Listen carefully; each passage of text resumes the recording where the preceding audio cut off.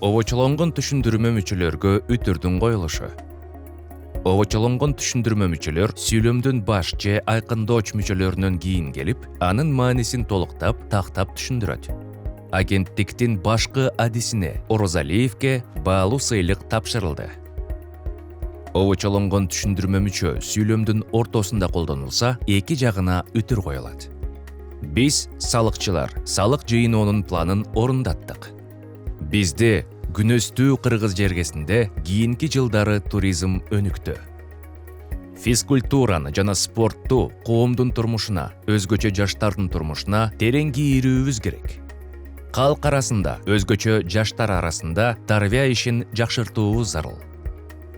Шаардын тургундары, алардын ичинде студенттер да айыл чарба иштерине чоң жардам беришти.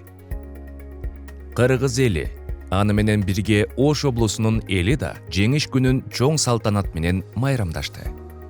Бул жетишкендиктерге Бишкек шаарынын, ошондой эле Чүй облусунун да үлүшү кошулган.